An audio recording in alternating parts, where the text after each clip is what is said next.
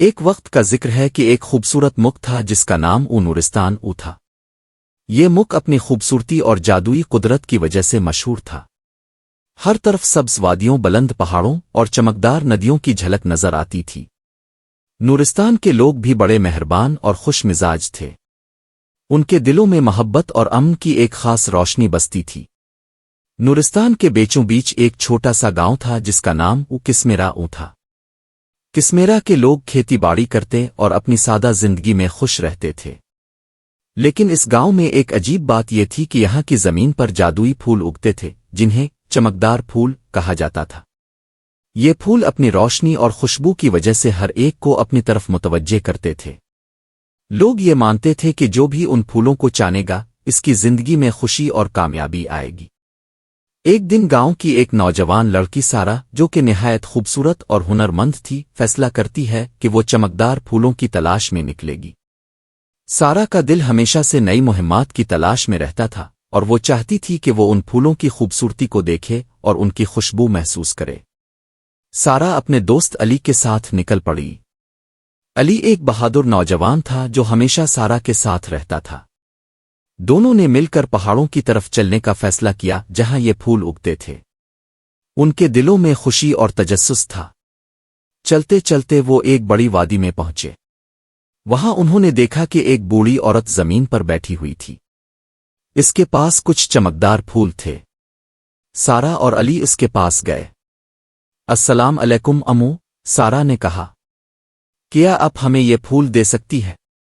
بوڑھی عورت نے مسکراتے ہوئے کہا، یہ پھول بہت خاص ہیں لیکن ان کے بدلے میں تمہیں ایک کام کرنا ہوگا۔ علی نے پوچھا، ہمیں کیا کرنا ہوگا؟ بوڑھی عورت نے کہا، تمہیں جادوئی درخت کے پاس جانا ہوگا جو اس وادی کے دوسرے کنارے پر ہے۔ وہاں تمہیں ایک سنہری پھل ملے گا۔ وہ پھل تمہارے لیے خاص ہے لیکن اسے صرف سچی محبت سے ہی جانا جا سکتا ہے۔ سارا اور علی نے ہمت باندھی اور بوڑھی عورت کا کہا مانتے ہوئے جادوئی درخت کی طرف چل پڑے۔ راستے میں کئی رکاوٹیں آئیں جیسے تنگ راستے، چڑیلیں اور تیز ہوا، لیکن سارا اور علی نے ہمت نہیں ہاری۔ آخرکار وہ جادوئی درخت کے پاس پہنچے۔ درخت بہت بڑا اور پراسرار تھا اور اس کی شاخوں پر سنہری پھل لٹک رہے تھے۔ لیکن جیسے ہی انہوں نے پھل چانے کا ارادہ کیا، ایک طاقتور جادو نے انہیں روکا۔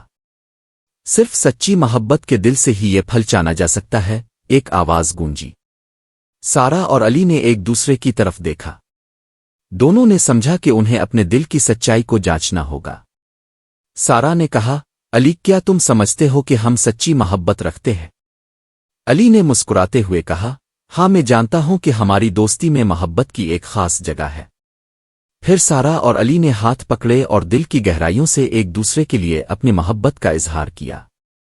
اچانک درخت کی شاخیں ہلنے لگیں اور سنہری پھل ان کے ہاتھوں میں آ گیا۔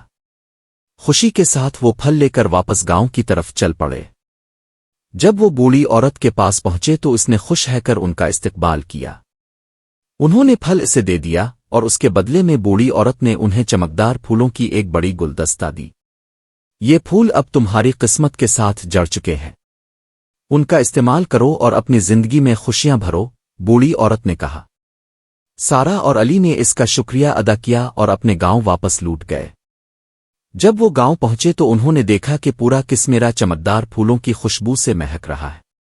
لوگوں نے ان کا استقبال کیا اور پھولوں کی خوبصورتی کو سراہا۔ وقت گزرتا گیا اور سارا اور علی کی دوستی اور بھی مضبوط ہو گئی۔ انہوں نے چمکدار پھولوں کا استعمال کرتے ہوئے اپنی زندگیوں میں خوشیاں بھریں اور اپنے گاؤں کو بھی خوشیوں سے بھر دیا۔ گاؤں میں ہر ایک کی زندگی میں خوشیوں کی ایک نئی روشنی آ گئی۔